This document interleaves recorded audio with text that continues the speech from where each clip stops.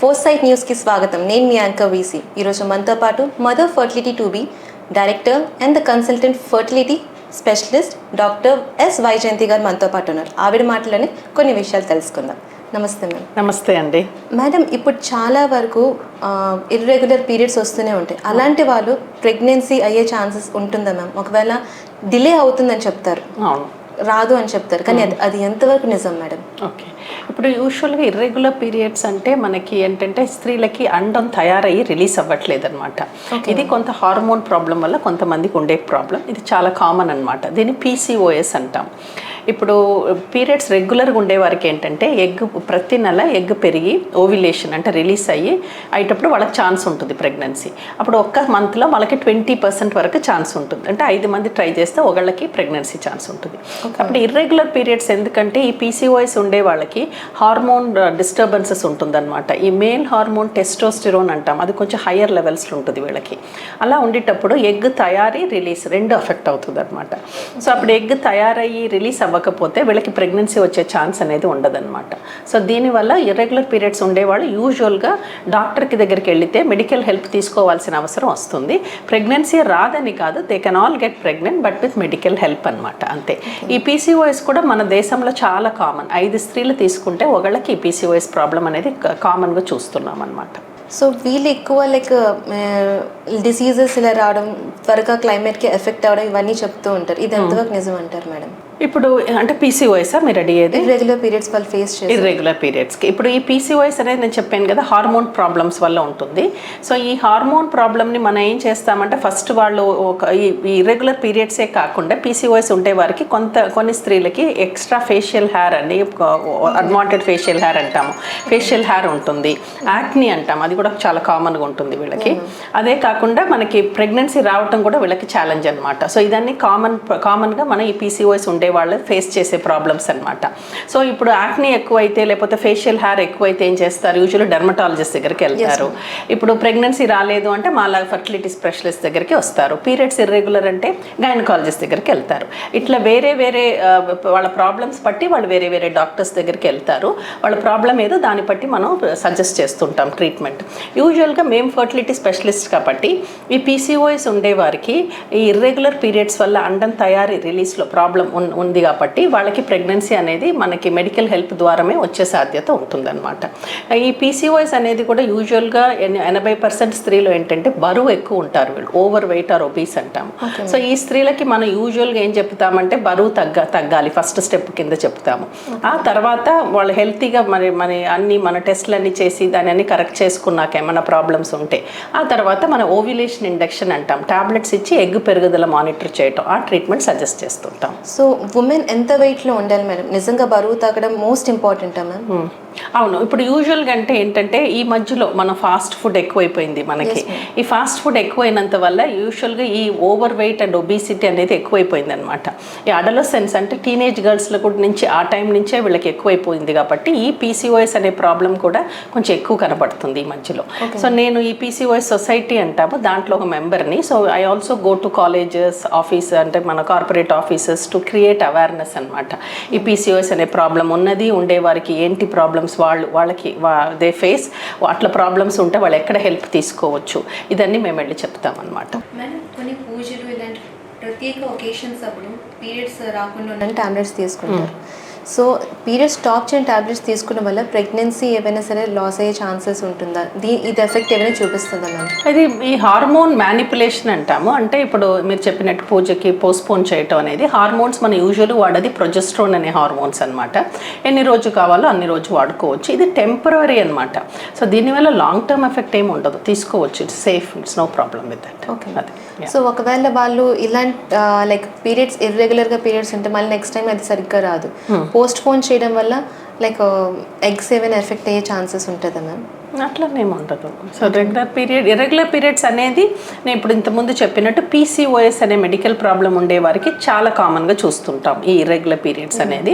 ఈ irregular periods ఎందుకు వస్తుంది అంటే అండం తయారయ్యి రిలీజ్ అవ్వట్లేదు. సో అందుకు వాళ్ళ పీరియడ్స్ ఇర్రెగ్యులర్గా ఉందన్నమాట. సో ఇది ఉండే వాళ్ళకి మనం యూజువల్గా టాబ్లెట్స్ ఇచ్చి అంటే ఫర్టిలిటీ ప్రాబ్లమ్స్తో మనకి వచ్చే వాళ్ళకి, నేను ఫర్టిలిటీ స్పెషలిస్ట్ కాబట్టి ఫర్టిలిటీ ప్రాబ్లమ్స్తో మన దగ్గరికి వచ్చే వారికి మనం ఈ హార్మోన్ మనకి ఓవ్యులేషన్ ఇండక్షన్ అంటాం ఆ ప్రాసెస్ ప్రాసెస్ని. ఆ టాబ్లెట్స్ అనేది పీరియడ్ వచ్చిన సెకండ్ డే నుంచి 5 days పెట్టి ఎగ్ పెరుగుదల మానిటర్ చేస్తాము. అట్లా మానిటర్ చేసి ఎగ్ కరెక్ట్ సైజ్కి వచ్చేటప్పుడు కలుసుకోమంటాం. అప్పుడు మనకు ఛాన్స్ ఉంటుంది ప్రెగ్నెన్సీ అనేది. అది correctable problem, nothing to worry.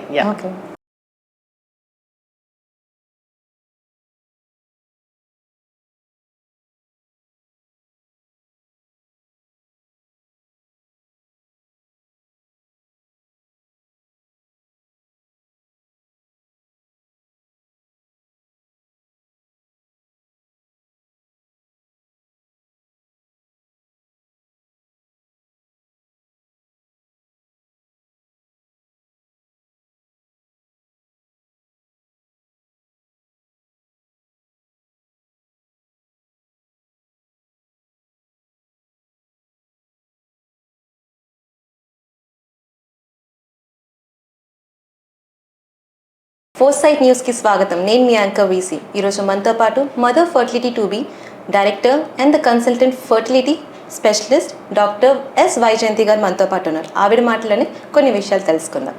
నమస్తే మ్యామ్. నమస్తే అండి. మేడం, ఈ ఐయుఐ ట్రీట్మెంట్ అంటే ఏంటి మ్యామ్? ఐయుఐ అంటే ఇంట్రా యూట్రైన్ ఇన్సెమినేషన్ అంటాము. ఇది ఈ పద్ధతి కొన్ని మనకి ప్రెగ్నెన్సీ రాలేదు అని వచ్చే జంటలకి కొన్ని కారణాల వల్ల ఉండే వాళ్ళకి మనం ఇది సజెస్ట్ చేస్తుంటాం. అంటే ఇప్పుడు కొన్ని జంటలు ఏంటంటే మగవారిలో కణాల కౌంట్ కొంచెం తక్కువ ఉంటుంది, బాగా తక్కువ కాదు, బాగా తక్కువ ఉంటే ఐవీఎఫ్ అనే ప్రాసెస్ సజెస్ట్ చేస్తాము.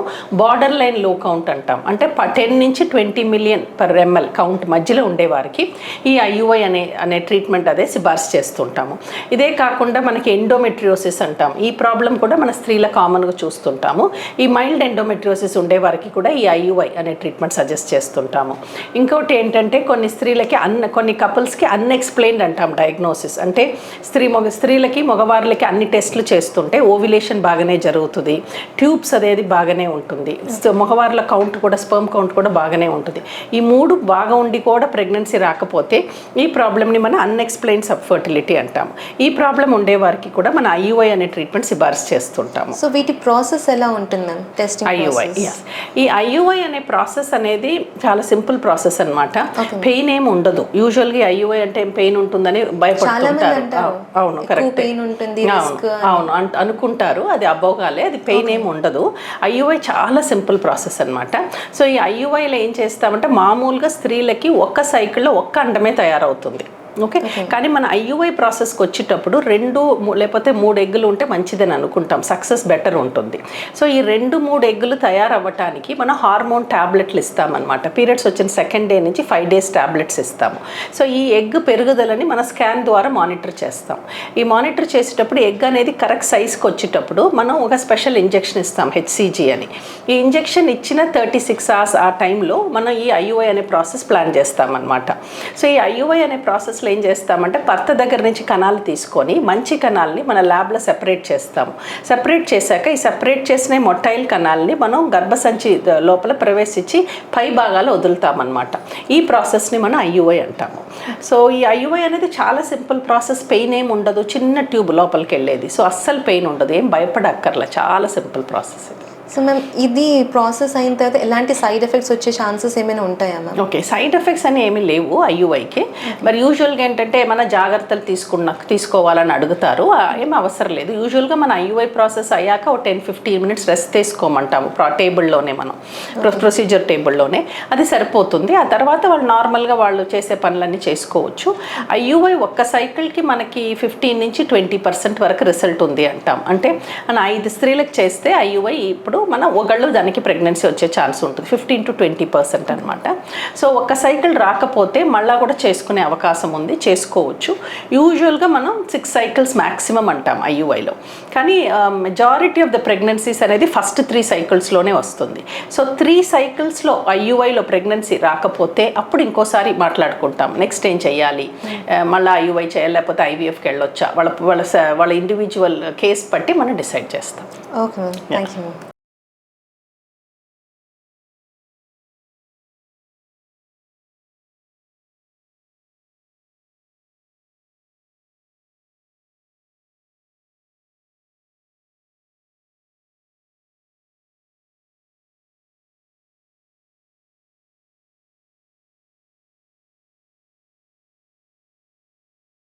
ఫోర్సైట్ న్యూస్కి స్వాగతం. నేను మీ యాంకర్ వీసీ. ఈరోజు మనతో పాటు mother fertility 2B director and the consultant fertility specialist doctor yes Vyjayanthi గారు మనతో పాటు ఉన్నారు. ఆవిడ మాటలోనే కొన్ని విషయాలు తెలుసుకుందాం. నమస్తే మ్యామ్. నమస్తే అండి. మ్యామ్, ఐవీఎఫ్ ట్రీట్మెంట్ అంటే ఏంటి మేడం? ఈ ఐవీఎఫ్ అంటే ఇన్ విట్రో ఫర్టిలైజేషన్ అంటాము. ఇది కూడా చాలా కామన్గా మనం ప్రెగ్నెన్సీ రాలేదని వచ్చే జంటలకి సిఫార్సు చేసే ట్రీట్మెంట్ అనమాట. ఈ ఐవీఎఫ్ అనేది ఏంటంటే మనం యూజువల్గా మనకి ప్రెగ్నెన్సీ అంటే స్త్రీలకి ఈ అండం స్పర్మ్ రెండు కలిసేది అనేది నార్మల్ ఫెలోపియన్ ట్యూబ్లో జరుగుతుంది అనమాట. అంటే యూట్రస్కి ఓవరికి మధ్యలో ఫెలోపియన్ ట్యూబ్ ఉంటుంది. సో మన ఓవ్యులేషన్ టైంలో ఎగ్ అనేది ట్యూబ్ పికప్ చేసుకుంటుంది. అక్కడ స్పర్మ్తో కలిసి పిండం తయారవుతుంది. ఈ పిండం అనేది గర్భసంచి లోపలికి వచ్చి పెరుగుతుంది. ఇది నార్మల్ ప్రాసెస్ అనమాట. కానీ ఐవీఎఫ్లో మనం ఏం చేస్తామంటే స్త్రీలకి హార్మోన్ ఇంజెక్షన్స్ ఇచ్చి ఎగ్ ఎక్కువ పెరగటానికి ఇచ్చి ఆ ఎగ్ కరెక్ట్ సైజ్కి వచ్చేటప్పుడు ఎగ్ బయట తీస్తామన్నమాట. మత్తిచ్చి బయట తీసాక ఈ కణాలతో మనం బయట కలుపుతాం ల్యాబ్లో. అంటే మన ట్యూబ్లో జరిగే పనిని మనం మామూలుగా ల్యాబ్లో ఐవీఎఫ్ ల్యాబ్లో చేస్తాం. అందుకే దాన్ని ఇన్ విట్రో ఫర్టిలైజేషన్ అంటాం అనమాట. ఇది ఈ మధ్యలో చాలా కపుల్స్కి అవసరపడుతుంది. ఈ need for IVF also is increasing day by day అనమాట. బట్ దీంట్లో రిస్క్ రేట్ ఎక్కువ అని విన్నాం మేడం, ఇది ఎంతవరకు వాస్తవం? ఇప్పుడు ఈ ఐవీఎఫ్ అనేది కామన్గా ఎవరికి సిఫార్సు చేస్తుంటామంటే కొన్ని కారణాలు, ప్రెగ్నెన్సీ రాకుండా ఇప్పుడు భార్యాభర్తలు మన దగ్గరికి వచ్చేటప్పుడు కొన్ని కారణాలకి సిఫారసు చేస్తుంటాము.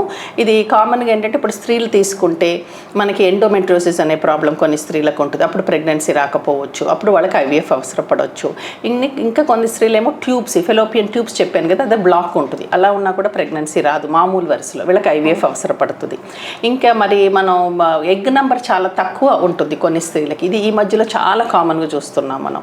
అదే కాకుండా స్త్రీలు కొంచెం ఈ మధ్యలో ఏంటంటే కెరియర్ వల్ల, ఎడ్యుకేషన్ వల్ల కొంచెం ప్రెగ్నెన్సీని పోస్ట్పోన్ చేస్తున్నారు.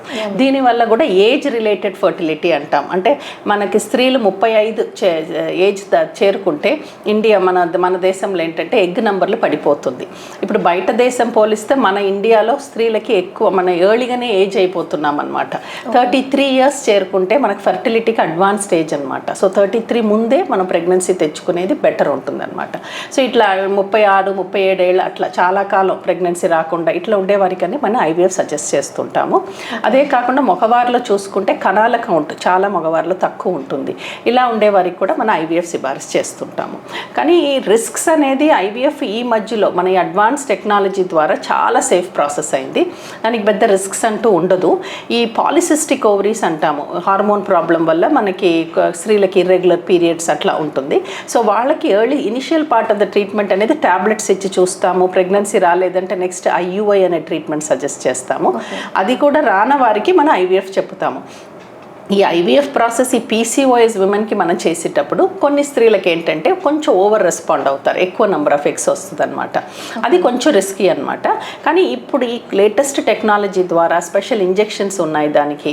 అదే కాకుండా ఈ పీసీఓఎస్ విమెన్కి ఏం చేస్తామంటే వాళ్ళకి రిస్క్ ఎక్కువ అయ్యేటప్పుడు పిండం తయారు చేసి ఫ్రీజర్లో పెట్టేస్తామన్నమాట. అదే మంత్ మనం పిండం మళ్ళీ లోపల ప్రవేశించి పెట్టాం. నెక్స్ట్ మంత్ ఫ్రీజర్ నుంచి తీసి గర్భసంచి లోపల పెడతాము. అలా పెట్టేటప్పుడు రిస్క్స్ చాలా తక్కువ ఉంటుంది. ఈ మధ్యలో మనం మంచి క్లినిక్స్లో మనం అంటే క్లినికల్ ఎక్స్పర్టీస్, ఎంబ్రియాలజీ ఎక్స్పర్టీస్ ఇదన్నీ ఇంపార్టెంట్ అనమాట ఐవీఎఫ్కి. అట్లా మన హై స్టాండర్డ్ క్లినిక్స్లో ట్రీట్మెంట్ చేస్తుంటప్పుడు అట్లా పెద్దగా ఏమి రిస్క్ ఫ్యాక్టర్స్ ఏమీ లేవు. ఇంతకుముందు కాకుండా ఈ మధ్యలో సేఫ్ ఇంజెక్షన్స్ అన్నీ వచ్చింది. So it's extremely safe, nothing to worry. వీటికి ప్రైసింగ్స్ ఎలా ఉంటాయి? కాస్ట్ అనేది కొంచెం ఎక్కువ అనుకుంటాను. అప్పుడు ఐవీఎఫ్కి యూజువల్గా కొంచెం కాస్ట్ ఎక్కువ ఉంటుంది. ఎందుకంటే ఇప్పుడు చెప్పాను కదా, మన స్పర్మ్ ఎగ్ అనేది మనం ల్యాబ్లో కలపాలి. సో ఇప్పుడు మన ల్యాబ్లో చాలా మెషిన్స్ ఉంటాయి అన్నమాట. ఒక రోజు లోపల కావాలంటే చూపిస్తాను మీకు. సో బేసిక్గా మనకి ఏంటంటే స్త్రీలకి హార్మోన్ స్టెప్స్ ఉంటాయి మనకి ఐవీఎఫ్లో. First step of the process ఏంటి? ఓవేరియన్ స్టిమ్యులేషన్ అంటాం. అంటే మామూలు వరుసలో ఒక నెలకి ఒక స్త్రీలకి ఒక ఎగ్గే తయారవుతుంది. కానీ మన ఐవీఎఫ్ చేసేటప్పుడు ఒక ఎగ్ సరిపోదు. సో ఎక్కువ ఎగ్గులు తయారవ్వటానికి మన హార్మోన్ ఇంజెక్షన్స్ ఇస్తుంటాము. ఈ హార్మోన్ ఇంజెక్షన్స్కి పెద్దగా సైడ్ ఎఫెక్ట్స్ ఏమి ఉండదు. 9 to 10 days అట్లా ఇంజెక్షన్స్ ఇస్తుంటాము. ఈ ఇంజెక్షన్స్ ఇచ్చేటప్పుడు ఎగ్ పెరుగుదలని మనం స్కాన్ ద్వారా మానిటర్ చేస్తాము. సో యూజువల్గా 9-10 డేస్ ఇంజెక్షన్స్ ఇచ్చాక ఈ ఎగ్స్ అనేది కరెక్ట్ సైజ్కి వస్తుంది మన స్కాన్లో. స్కాన్కి వచ్చేటప్పుడు మనం స్పెషల్ ఇంజెక్షన్ నైట్లో ఇచ్చి 1 డే తర్వాత ఎగ్ అనేది బయట సేకరించాలి. అది రెండో స్టెప్. ఈ ఎగ్ సేకరించే ప్రాసెస్ ఒక్కటే పెయిన్ ఉంటుంది మనకు ఐవీఎఫ్లో, దానికి మనం మత్తిచ్చేస్తాము. సో మత్తిచ్చి ఎగ్ బయట సేకరించాలి. ఇది రెండో స్టెప్. మనకి ఎగ్ బయట సేకరించాక మన హైలీ టెక్నాలజికలీ అడ్వాన్స్డ్ ల్యాబ్ ఉంటుంది, దీని ఎంబ్రియాలజీ ల్యాబ్ అంటాము. సో ఈ స్పర్మ్ కానీ మనం ఎగ్ కానీ మైక్రోస్కోపిక్ అనమాట, మామూలు కళ్ళలో కనపడదు, మన మైక్రోస్కోప్ కింద మాత్రమే కనపడుతుంది. సో మన ఎగ్ సేకరించిన ఎగ్ని మా సైంటిస్ట్ ఎంబ్రియాలజిస్ట్ అంటాము, వాళ్ళు మన లామినార్ ఫ్లో అంటాం, దాని కింద మైక్రోస్కోపీ కింద ఐడెంటిఫై చేసి అది సేకరించి దాన్ని ఇంక్యుబేటర్లో పెడతామన్నమాట. ఇంక్యుబేటర్ ఏంటంటే మన బాడీ కండిషన్ లాగా ఉంటుంది, 37 డిగ్రీ ఉంటుంది మన ఇంక్యుబేటర్, మన బాడీ అని 37 డిగ్రీ. సో ఆ ఇంక్యుబేటర్ మెయింటైన్ చేస్తుంది అనమాట ఆ టెంపరేచర్లో. సో ఎగ్ సేకరించి మనం ఇంక్యుబేటర్లో పెడతాము. పెట్టాక మనం భర్త దగ్గర నుంచి కణాలు తీసుకోవాలి, అది నెక్స్ట్ స్టెప్. ఆ కణాలని మనం మంచి కణాలని సెపరేట్ చేస్తాం, మొటైల్ స్పర్మ్ని. సో ఇది నెక్స్ట్ స్టెప్ అనమాట. సో ఇట్లా మొటైల్ స్పర్మ్ మనం సేకరించాక ఈ మనం పొద్దున కలెక్ట్ చేసిన ఎగ్తో పాటు ఈ స్పర్మ్ని కలుపుతాము, దాన్ని ఫర్టిలైజేషన్ అంటాం ఈ ప్రాసెస్ని. సో ఫర్టిలైజేషన్ అంటే ఎగ్ స్పర్మ్ మన చిన్న డిష్లో కలిపి ఉంచుతాము. కలిపి ఉంచితే స్పర్మ్ అనేది అదే లోపలికి వెళ్ళి ఎగ్ లోపలికి వెళ్ళి పిండం అనేది తయారవుతుంది. నెక్స్ట్ డే మార్నింగ్ మనం చెక్ చేసేటప్పుడు పిండం తయారై ఉంటుంది. ఈ పిండాన్ని మన ఇంక్యుబేటర్లో మనం పెంచుతామన్నమాట, కల్చర్ అంటాము దాన్ని. 5th డే వరకు యూజువల్గా పెంచవచ్చు మనం. 5th డే లోపు గర్భసంచి లోపల పెట్టాలి, ప్రవేశించి పెట్టాలి. ఇది లాస్ట్ స్టెప్, దీన్ని ఎంబ్రియో ట్రాన్స్ఫర్ అంటామన్నమాట. అంటే నేను ఎగ్ బయట తీసిన 2nd డే నుంచి 5th డే లోపు ఎప్పుడైనా మనం ఆ ఎంబ్రియో ట్రాన్స్ఫర్ ప్రాసెస్ అనేది చేయొచ్చు. గర్భసంచి లోపల ప్రవేశించి పెడతాము. లోపల ప్రవేశించి పెట్టాక 10 days to 12 days ఆగితే మనకి ట్రీట్మెంట్ పనిచేసిందా అనేది తెలుస్తుంది అనమాట.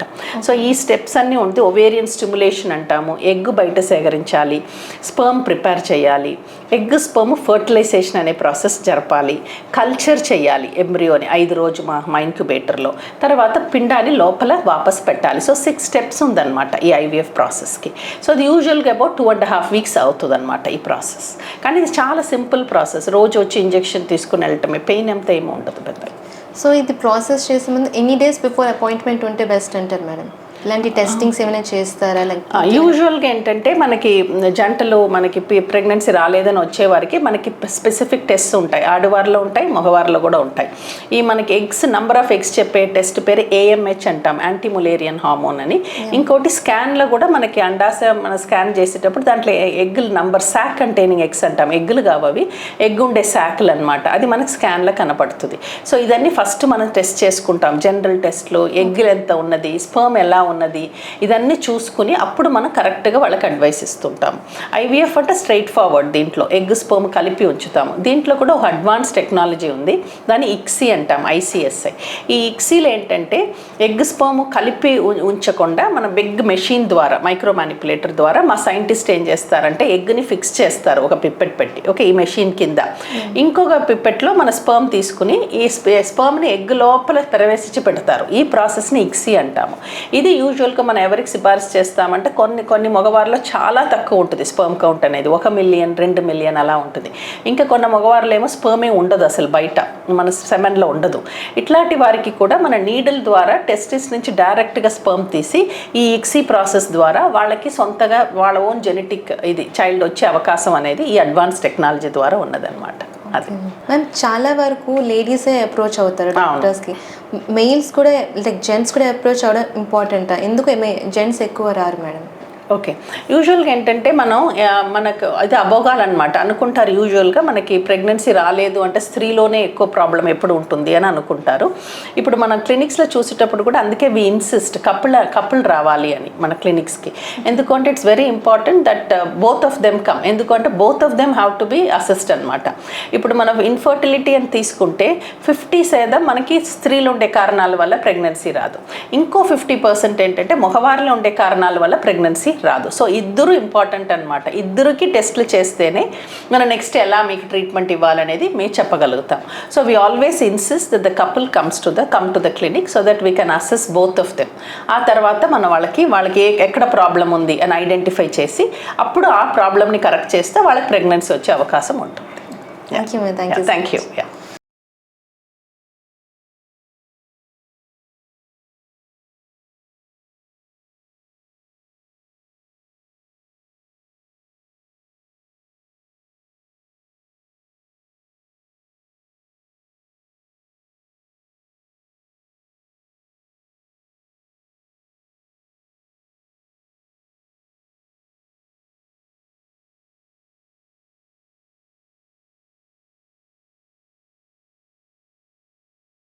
ఫోర్సైట్ న్యూస్కి స్వాగతం. నేను మీ యాంకర్ వీసీ. ఈరోజు మనతో పాటు mother fertility టూబీ director and the consultant fertility specialist doctor yes Vyjayanthi గారు మనతో పాటు ఉన్నారు. ఆవిడ మాటలని కొన్ని విషయాలు తెలుసుకుందాం. నమస్తే మ్యామ్. నమస్తే అండి. ఈ మధ్య కాలంలోని గ్లోబల్ వార్మింగ్ కావచ్చు, లేకపోతే ఆఫీస్ వర్క్స్ కానీ, కెరియర్ బిల్డప్ కానీ, ఏదైనా కావచ్చు రీజన్, కానీ చాలా వరకు ఎగ్ కౌంట్ అనేది తగ్గిపోతూ ఉంటుంది మ్యామ్. సో ఎగ్ కౌంట్ తగ్గిపోయే స్టేజ్ వరకు వచ్చిన కపుల్స్కి వాళ్ళు ఎలా ప్రెగ్నెన్సీ అవ్వగలరు? How can they get a child? Okay, so ఇప్పుడు ఈ మధ్యలో మన అంటే ఈ 7-8 years లోపు మన ఈ ఎగ్ కౌంట్ తక్కువ ఉండేదనే ప్రాబ్లం అనేది చాలా కామన్గా చూస్తున్నాం. ఓకే, నేను యూకేలో 12 years ట్రైన్ అయ్యాను. ఇక్కడేమో ఇప్పుడు 12 years అయింది వచ్చి. సో ఇనిషియల్గా వచ్చిన 3-4 yearsలో 1 in 6 women అంటే 1 in 7 couples మాకు వచ్చేవాళ్ళు. స్త్రీలు చూస్తే ఎగ్ నెంబర్ తక్కువ ఉంటుందన్నమాట. కానీ ఈ మధ్యలో ఈ 7-8 years లోపు ఏం చూస్తున్నామంటే మనకి ప్రెగ్నెన్సీ రావట్లేదు అని వచ్చే జంటల్లో ముగ్గురులో ఒకళ్ళకి ఈ ప్రాబ్లం ఉందన్నమాట. అంటే చాలా ఇంక్రీజ్ అయిపోయింది ఈ మధ్యలో. ఇది ఎందుకు అంటే ఇది గ్లోబల్ అంటే యూనివర్సల్గా ఉన్నది. All over the globe we see this problem, low egg number అనే ప్రాబ్లం. దీనికి కారణాలు ఏంటంటే, ఒక కారణం ఏంటంటే లైఫ్ స్టైల్ చేంజెస్. అంటే స్త్రీలు ఈ మధ్యలో లేట్గా ప్రెగ్నెన్సీ తెచ్చుకోవటం, లేకపోతే పెళ్లి చేసుకోవటం లేట్ అవ్వటం, కెరీర్ వల్ల, ఎడ్యుకేషన్ వల్ల, ఇది ఒక కారణం అనమాట. ఇప్పుడు స్త్రీలకి ఏజ్ ఎక్కువైనప్పుడు ఎగ్ నెంబర్ అనేది పడిపోతుంది. మన ఇండియాలో స్త్రీలకి 33 years చేరుకునేటప్పుడు ఎగ్గులు బాగా తగ్గిపోతుంది. కానీ చాలా స్త్రీలకి ఇది అవగాహన లేదు. సో మేము దాంట్లో కాలేజెస్లో కానీ మన కార్పొరేట్ ఆఫీసెస్లో కానీ మేము వెళ్ళి అవేర్నెస్ క్రియేట్ చేస్తుంటాము. సో ఈ మధ్యలో ఏంటంటే ఇట్లా అవగాహన ఉండేవాళ్ళు అంటే 33 years అయితే ఎగ్ అనేది తగ్గిపోతుంది అని తెలుసుకునేవాళ్ళు కొంతమంది ఎగ్ క్రయో ప్రిజర్వేషన్ అంటాం, ఎగ్ ఫ్రీజింగ్, దానికి వస్తున్నారు. సో ఈ ఎగ్ ఫ్రీజ్ చేసి ఉంచితే తర్వాత వాళ్ళు ఎప్పుడైనా రెడీ అయ్యేటప్పుడు, వాళ్ళు ప్రెగ్నెన్సీకి రెడీ అయ్యేటప్పుడు వాళ్ళు ఈ ఎగ్గులు వాడుకోవచ్చు వాళ్ళకి ప్రాబ్లం ఉంటే. కానీ ఎగ్ కౌంట్ తక్కువ అనేది ఒకటి ఏమో ఏజ్ వల్ల, ఏజ్ పెరిగేటప్పుడు ఎగ్ తగ్గుతుంది. ఇంకోటి ఏంటంటే ఎగ్ తగ్గటానికి కారణాలు మనకి ఎండోక్రైన్ డిస్రప్టర్స్ అని ఇప్పుడు మనం ఇప్పుడు ఫుడ్ తీసుకోనివ్వండి, ఫ్రూట్స్ అయినా వెజిటబుల్స్ అయినా ఆర్గానిక్ అనేది చాలా తగ్గిపోయింది. అన్నిలో పెస్టిసైడ్స్ వేస్తున్నారు, జిఎం ఫుడ్స్, జెనెటికలీ మాడిఫైడ్, ఇదన్నీ దీనివల్ల ఏమవుతుంది అంటే న్యాచురల్ కదా మ్యామ్, చాలా మంది సజెస్ట్ చేస్తారు. అవును కరెక్టే, కానీ పెస్టిసైడ్స్ ఉంది ఫ్రూట్స్లో కానీ వెజిటబుల్స్లో కానీ చాలా పెస్టిసైడ్స్ ఈ మధ్యలో వాడుతున్నారు ఫార్మర్స్. సో అదంతా లోపలికి వెళ్తుంది అనమాట. ఈ ఫ్రూట్స్ వెజిటబుల్స్ మన తినే ఏ పదార్థంగా అయినా అదన్నీ లేడన్ విత్ పెస్టిసైడ్స్ అనమాట. అదే కాకుండా వాటర్ కూడా ఈజ్ ఆల్సో పొల్యూటెడ్. పొల్యూషన్ అనేది అన్ని పక్క ఉన్నది. మైక్రో ప్లాస్టిక్స్ అంటాం, అది ఎక్కువైపోయింది. మరి ఇంకోటి ఏమో మనం దీంట్లో నాన్ స్టిక్ ప్యాన్ల వంట చేస్తుంటాము. సో ఇదన్నీ ఏంటంటే ఎండోక్రైన్ డిస్రప్టర్స్ అనేది ఎక్కువైపోయి దీనివల్ల స్పర్మ్ కౌంట్, ఎగ్ కౌంట్ రెండు తగ్గిపోతుంది అనమాట. సో ఇది కూడా we should all be aware of it. So that if preferably organic foods తీసుకోవాలి, ఈ పెస్టిసైడ్స్ అనేది లేకుండా ఉండేది. But it's only so much we can all do. So this has got a huge impact. అట్లా egg number అనేది ఈ మధ్యలో చాలా స్త్రీలకి తగ్గిపోతుంది అనమాట. సో కామన్ చూస్తున్నాం ఈ ప్రాబ్లం అదే. సో దీనికి ట్రీట్మెంట్స్ ఆప్షన్స్ ఉన్నాయి మనకి. ఈ లో ఎగ్ కౌంట్ వచ్చేటప్పుడు ట్రీట్మెంట్ ఆప్షన్స్ అని మనం అనుకుంటే యూజువల్గా మనం టెస్టులు చేసి AMH అంటే యాంటీ ములేరియన్ హార్మోన్ అని ఒక బ్లడ్ టెస్ట్ ఉన్నది. ఇది ఎగ్ కౌంట్ నార్మల్ ఉందా తక్కువ ఉందా అనేది చెప్తుంది. అదే కాకుండా మన స్కాన్ ద్వారా కూడా తెలుస్తుంది ఎగ్ కౌంట్ తక్కువ ఉందా అని. ఇప్పుడు మనకి ప్రెగ్నెన్సీ రాలేదు అనే వచ్చే జంటల్లో మనకి ఎగ్ కౌంట్ తక్కువ ఉన్నట్టయితే కొన్ని ట్రీట్మెంట్ ఆప్షన్ సజెస్ట్ చేస్తుంటాము. దాంట్లో ఒకటి IUI, ఇంట్రాయూట్రైన్ ఇన్సెమినేషన్ అంటాము. రెండో రక ట్రీట్మెంట్ ఏమో IVF అంటాం, ఇన్ విట్రో ఫర్టిలైజేషన్ అంటాము. సో కొన్ని లేటెస్ట్ ట్రీట్మెంట్స్ కూడా ఉన్నాయి. సో ఇదన్నీ మనం డిస్కస్ చేస్తామన్నమాట. జంటలతో డిస్కస్ చేసి వాళ్ళకి ఏది అప్రాపరియేట్గా ఉంటే దాన్ని సజెస్ట్ చేస్తుంటాం. వీళ్ళకి కూడా ప్రెగ్నెన్సీ వచ్చే అవకాశం ఉన్నది, కానీ మెడికల్ హెల్ప్ అనేది తీసుకోవాలి. Thank you.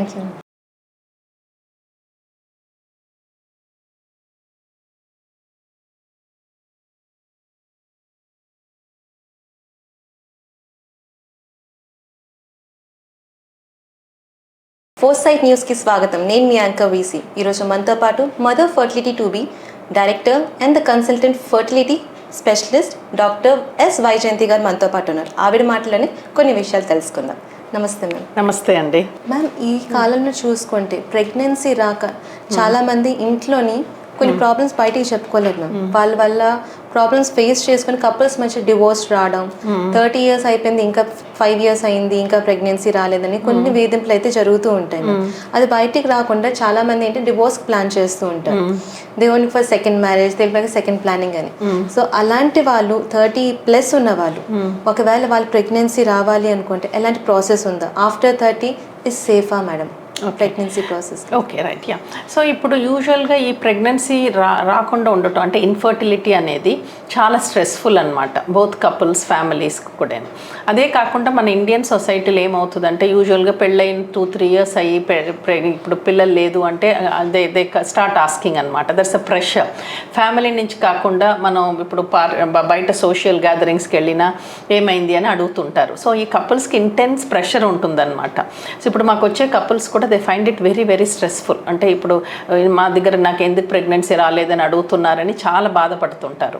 సో ఇప్పుడు బేసిక్గా ఇప్పుడు ఏంటంటే కొత్తగా ఈ న్యూ టెక్నాలజీ వచ్చింది వల్ల బోత్ మన whatever sort of a problem you are able to deal with it. అదేం ప్రాబ్లం లేదు మనకి. సో ఇప్పుడు ఫస్ట్ జంటలు మనకి హెల్ప్ కానీ మనకి రీచ్ అవుట్ అయితే టెస్టులు చేస్తాం. ఫస్ట్ స్త్రీలకి మగవాళ్ళకి ఇద్దరికి ఎక్కడ ప్రాబ్లం ఉందని ఐడెంటిఫై చేస్తాము. ఐడెంటిఫై చేశాక దాన్ని మనం కరెక్ట్ చేసేటప్పుడు ఇప్పుడుండే అడ్వాన్స్ టెక్నాలజీ ద్వారా, ఇప్పుడు అడ్వాన్స్ టెక్నాలజీ అంటే ఇప్పుడు మనం ఐవీఎఫ్ దాన్ని తీసుకుంటే ఐవీఎఫ్ అని ఉంది, ఇక్సీ అంటాము, ఇంకా కొంచెం కూడా అడ్వాన్స్ టెక్నాలజీస్ ఇమ్సీ అని, లేజర్ అని, అస్సలే కణాలు లేని వారికి కూడా మనం కణాల లోపల నుంచి తీసి సహాయం చేయగలుగుతున్నాం. ఇప్పుడు ఈ మెథడ్స్ వల్ల అంతా ఈ అడ్వాన్స్ టెక్నాలజీ ఐవీఎఫ్లో వచ్చింది వల్ల we are able to help more than 9 out of 10 who reach out to us. Pregnancy రాలేదు అని వచ్చే 10 జంటల్లో 9కి పైన we are able to help. So what they have to do is to approach us for medical help అంతే. ఇప్పుడు pregnancy రావట్లేదు అంటే ఇంకా ఎప్పుడూ రాదు అని కాదు, they just need medical help ఇంతే. ఇప్పుడు మా దగ్గరకు వచ్చేటప్పుడు ఇన్ఫర్టిలిటీ సెంటర్స్కి మనం ఫస్ట్ టెస్ట్లు చేసి ఇప్పుడు నేను చెప్పినట్టు ఎక్కడ ఉంది ప్రాబ్లం అని ఐడెంటిఫై చేసి దానికి ఉండే ట్రీట్మెంట్ ఇచ్చేటప్పుడు 10లో 9 మంది పైన they get pregnant. So they have to reach out to us. That is important. అది. So what is the deadline for a girl ma'am to be a pregnant? ఇప్పుడు deadline అంటూ మనం చెప్పలేము కానీ 33 years యూజువల్గా స్త్రీలకి ఫర్టిలిటీకి దాటిపోతే advance stage అనమాట. సో 33 years కింద మనం ప్రయత్నం చేసుకుంటే ఫస్ట్ ప్రెగ్నెన్సీస్కి బాగుంటుంది. ఎందుకంటే ఈ మధ్యలో మన లేట్ 20s ఎర్లీ 30sలో కూడా కొన్ని స్త్రీలకి ఎగ్గులు లేకుండా లో ఎగ్ కౌంట్ అనేది చాలా కామన్గా చూస్తున్నాము. సో పోస్ట్పోన్ చేయాలని అనుకుంటే it is better to get it checked out. Egg number ఎలా ఉంది, ఏమన్నా ప్రాబ్లం ఉందా, if you don't want pregnancy now you want to postpone అంటే it's always better to check it out. Egg number ఎలా ఉంది అని. తక్కువ ఉన్నట్టయితే ఒక ఆప్షన్ ఆ ప్రెగ్నెన్సీ ఆ టైంలో వాళ్ళకి కరెక్ట్ కాదు అని అనుకుంటే ఎగ్ ఫ్రీజ్ చేసుకోవచ్చు. ఈ మధ్యలో ఆ ప్రాసెస్ ఉన్నది, అది అడ్వాన్స్ టెక్నాలజీ, ఫ్రీజ్ చేసి పెడతాము. So whenever they are ready to start a family, if at all there are challenges they can come back. ఈ ఎగ్ ఫ్రీజింగ్ అనేది మగవాళ్ళకి ఏమైనా ఏజ్ లిమిట్ ఉంటుందా మ్యామ్? మగవారిలో ఏజ్ లిమిట్ అంటూ లేదు కానీ 45 years దాటితే ఈ మిస్క్యారేజ్ అని వినింటారు, అబార్షన్ అని వినింటారు, ఆ రిస్క్ అనేది ఎక్కువ అవుతుంది. మగవారిలో 45 దాటితే, ఆడవారిలో 33 దాటితే మిస్క్యారేజ్ రిస్క్ ఎక్కువ అవుతుంది. ఎందుకు అంటే ఈ క్రోమోసోమ్ ప్రాబ్లమ్స్ అంటాం, జెనెటిక్ పరంగా ఉండే ప్రాబ్లమ్స్ కొంచెం ఎక్కువ అవుతుంది. స్త్రీలో 33 దాటినా, మగవారిలో 45 దాటినా. సో అది ఏజ్ లిమిట్. కానీ ఏజ్ లిమిట్ అంటూ లేదు. కానీ మనకి ఇప్పుడు కొత్త లాస్ వచ్చింది, ART లాస్ అంటాం ఐవీఎఫ్కి. దాంట్లో అప్పర్ లిమిట్ ట్రీట్మెంట్ అనేది స్త్రీలకి 49, 50 years లోపు ఉండాలి. అలాగే మగవారిలో 55 yearsకి లోపల ఉంటేనే మనం ట్రీట్ చేయగలుగుతాం ఈ కపుల్ని, లేకపోతే మీ కెనాట్ ట్రీట్ దెమ్. అది మ్యామ్ ఐవీఎఫ్ సక్సెస్ రేట్ ఎలా ఉంది మ్యామ్? వచ్చే ప్రతి ఒక్కరికి ప్రెగ్నెన్సీ కన్ఫర్మేషన్ మ్యామ్? ఓకే, ఈ ఐవీఎఫ్ అనేది ఏంటంటే మనకి ప్రతి సైకిల్కి పర్సంటేజ్ సక్సెస్ అని చెప్తుంటాం. ఈ ఐవీఎఫ్ అంటే కొన్ని సక్సెస్ అనేది కొన్ని కారణాన్ని ఆధారపడి ఉంటుంది. ఫస్ట్ అండ్ ఫార్మోస్ట్ ఏంటంటే ఏ క్లినిక్కి మన ట్రీట్మెంట్కి వెళ్తున్నాం. 2 ఫ్యాక్టర్స్ ఉంది ఇక్కడ. ఒకటేమో మన క్లినిక్ ఫ్యాక్టర్ అంటాం, అంటే ఏ క్లినిక్కి వెళ్ళి వాళ్ళు ట్రీట్మెంట్ చేసుకుంటున్నారో అక్కడ ఉండే డాక్టర్తో ఎక్స్పర్టీస్, అక్కడ ఉండే సైంటిస్ట్తో ఎక్స్పర్టీస్, అక్కడ ఉండే ఇన్ఫ్రాస్ట్రక్చర్ అంటాం. ఇదన్నీ చాలా చాలా అవసరం ప్రెగ్నెన్సీకి. ఇప్పుడు మాకు కొంచెం మేము టెర్షరీ సెంటర్లో ఉంటాము కనుక మాకొచ్చే ఈ 2 జంటల్లో ఐవీఎఫ్ అవసరపడితే ఒకళ్ళు already they have fail cycles out side అనమాట. అంటే 1-2 ఫెయిల్ అయిన వాళ్ళు మా దగ్గరకు వస్తుంటారు. ఈ గ్రూప్లో కూడా చాలా మందికి సక్సెస్ చూస్తుంటాం మా దగ్గర, ఎందుకంటే మాకు ఎక్స్పర్టీస్ అనేది బాగున్నది. సో అది మోస్ట్ ఇంపార్టెంట్ అనమాట. ఐవీఎఫ్ అనేటప్పుడు ఏ క్లినిక్కి మీరు వెళ్తున్నారు అనేది బట్టి సక్సెస్ అనేది ఆధారపడి ఉంటుంది. రెండోది పేషెంట్ ఫ్యాక్టర్స్ స్టేటస్ అంటాం. అంటే స్త్రీలకు ఇప్పుడు ఏజ్ అనేది చాలా అవసరం. ఇప్పుడు ఏజ్ అనేది స్త్రీల ఏజ్ నార్మల్ ప్రెగ్నెన్సీకే కాకుండా మన ఐవీఎఫ్ ప్రెగ్నెన్సీకి కూడా స్త్రీల ఏజ్ చాలా చాలా అవసరం. ఇప్పుడు యంగర్ ఏజ్ విమెన్ అంటే 33 years కింద ఉండే వాళ్ళకి మన ఐవీఎఫ్ చేసినట్టయితే రిజల్ట్స్ చాలా బాగుంటుంది. ఇప్పుడు మా క్లినిక్లో ఏంటంటే 33 years కింద ఉండే వాళ్ళకి మన ఐవీఎఫ్ చేస్తూ ఈ Day 5 ఎంబ్రియో అంటాం, అది 2 రీప్లేస్ చేసినట్టయితే ముగ్గురులో ఇద్దరికి ఫస్ట్ టైమే వస్తుంది. 65% చాలా మంచి సక్సెస్ అది. కానీ ఏజ్ పెరిగినంత కాలం సక్సెస్ అనేది తగ్గిపోతుంది, ఐవీఎఫ్లో కూడా తగ్గుతుంది. సో ఇది చాలా స్త్రీలకు తెలియదు అనమాట. వాళ్ళు అనుకుంటారు ఐవీఎఫ్ ఏ టైంలో వెళ్ళినా మనకు సక్సెస్ ఉంటుందని. అది కరెక్టే కాదు. ఏజ్ అనేది చాలా చాలా అవసరం. ఇప్పుడు ఇదే 2 మంచి ఎంబ్రియోస్ మన 40 years old వాళ్ళకి పెట్టినట్టయితే 25% రిజల్ట్ ఉంటుంది. సో స్త్రీల ఏజ్ అవసరం. రెండోది ఏంటంటే ఎంత కాలం వాళ్ళు ప్రయత్నం చేశారు. యూజువల్గా 10 years 15 years అట్లా ప్రెగ్నెన్సీ లేదని వస్తుంటారు. వీళ్ళకి యూజువల్గా సీరియస్ ప్రాబ్లమ్స్ ఉంటాయన్నమాట. అదే కాకుండా ఎందుకు గురించి వీళ్ళకి ఐవీఎఫ్ మనం సజెస్ట్ చేస్తున్నాం. కొన్ని స్త్రీలకి ఏంటంటే ఎండోమెట్రోసిస్ అనే ప్రాబ్లం ఉంటుంది, లేకపోతే పువర్ ఈక్వాలిటీ ఉంటుంది కొన్ని స్త్రీలకి. ఇందువల్ల అన్నీ కూడా మన రిజల్ట్స్ అనేది అఫెక్ట్ అవుతుంది అనమాట. సో ఇదన్నీ కొన్ని కారణాలు అనమాట. సో ఐవీఎఫ్ చేయాలన్నా కూడా కరెక్ట్ ఏజ్ ఉండాలి. ఏజ్ ఎక్కువైనంత కాలం సక్సెస్ తగ్గుతుంది అనమాట. ఇప్పుడు ఫీమేల్స్కి జెనెటిక్ డిసీజెస్ కావచ్చు, బీపీ, షుగర్ ఇలాంటివి ఉన్నప్పుడు కూడా ఈ ప్రాసెస్కి వాళ్ళు రెడీగా ఉండొచ్చు మ్యామ్? అవును, బీపీ ఇప్పుడు యూజువల్గా మన ఐవీఎఫ్ స్టార్ట్ చేయముందు బేసిక్ అసెస్మెంట్ చేస్తుంటాము, హెల్త్ కూడాను. సో అసెస్ చేసేటప్పుడు ఇప్పుడు బ్లడ్ ప్రెషర్ ఏమైనా డయాగ్నోస్ అయితే దాన్ని కరెక్ట్ చేసుకుంటాం. కరెక్ట్ చేసుకుని ఐవీఎఫ్ ప్రాసెస్కి వెళ్ళొచ్చు. So it's not a problem. So if female have a thyroid problem, ఒకవేళ థైరాయిడ్ ప్రాబ్లం ఉంది అప్పుడు కూడా వాళ్ళు ఈ ప్రాసెస్కి రిస్క్ అంటారా, లేకపోతే వాళ్ళు సేఫ్ సైడ్గా తీసుకోవచ్చు? ఓకే, ఈ థైరాయిడ్ అనేది మనకి ప్రాసెస్కి కాదు ఇంపార్టెంట్, మనకి ప్రెగ్నెన్సీకి ఇంపార్టెంట్ థైరాయిడ్ అనేది. సో ఇప్పుడు థైరాయిడ్ లెవెల్స్ తక్కువ ఉంటే బేబీకి ప్రాబ్లం కన్సీవ్ అయ్యేటప్పుడు. అందు గురించి థైరాయిడ్ కరెక్షన్ చేసుకునే మనం ఫర్టిలిటీ ట్రీట్మెంట్ మొదలు పెడతాం అనమాట. సో ఇదన్నీ ఇనిషియల్ పార్ట్లో మనం అసెస్ చేసుకుంటాం, ఆ తర్వాత మొదలు పెడతాం. ఇప్పుడు కొంతమందికి మిస్క్యారేజ్ అవుతుంది, అలాంటి వాళ్ళు కూడా ఈ ప్రాసెస్ ప్రిఫర్ చేయొచ్చు ఫర్ ద సెకండ్ అటెంప్ట్కి? అవును, మిస్క్యారేజ్ అనేది యూజువల్గా ఒకసారి మిస్క్యారేజ్ అయితే అది క్రోమోసోమ్ ప్రాబ్లం అంటాము. అంటే ఆ బేబీలోనే ప్రాబ్లం ఉన్నది క్రోమోసోమ్ పరంగా. అది ఎగ్ నుంచే రావచ్చు, స్పర్మ్ నుంచైనా రావచ్చు. ఈ క్రోమోసోమ్ ప్రాబ్లం వల్లనే ఇప్పుడు మిస్క్యారేజ్ అయ్యే 10లో 9కి దానివల్లనే అవుతుంది అనమాట. కానీ చాలామంది అనుకుంటారు నేను ట్రావెల్ చేసాను, నేను అది వేరే పదార్థం పపాయ తీసుకున్నాను, లేకపోతే నేను సరిగ్గా రెస్ట్ తీసుకోలేదు, ఇందువల్ల నాకు స్ట్రెస్ ఉన్నింది, ఇందువల్ల ప్రెగ్నెన్సీ పోయింది అనుకుంటారు. అది చాలా కరెక్ట్ కాదు. యూజువల్గా 10లో 9 మిస్క్యారేజెస్ అనేది జెనెటిక్ క్రోమోసోమ్ ప్రాబ్లమ్స్ వల్ల జరుగుతుంది అనమాట. సో అందు గురించి మనం ఏంటంటే ఒక్క మిస్క్యారేజ్కి మనం పెద్దగా దానికి టెస్ట్లు అట్లా ఏం చెయ్యము, రీఅష్యూర్ చేస్తాం. ఇప్పుడు ఒక్క మిస్క్యారేజ్ అయినా 10లో 9 మంది నెక్స్ట్ టైం మంచిగానే వెళ్ళిపోతారు, మిస్క్యారేజ్ ఏమి అవ్వదు, అబార్షన్ అవ్వదు. ఆ ఒకళ్ళకి మాత్రం మళ్ళీ మిస్క్యారేజ్ అవుతుంది. అట్లా 2 మిస్క్యారేజ్ అయిన వారికి స్పెషల్ టెస్ట్లు ఉన్నాయి, అది చేసి వాళ్ళకి అడ్వైస్ చేస్తుంటాం అనమాట. అది thank you. Thanks a lot. So చూసారు కదా వ్యూవర్స్, మరొక ఎపిసోడ్తో మళ్ళీ కలుద్దాం. Thank you.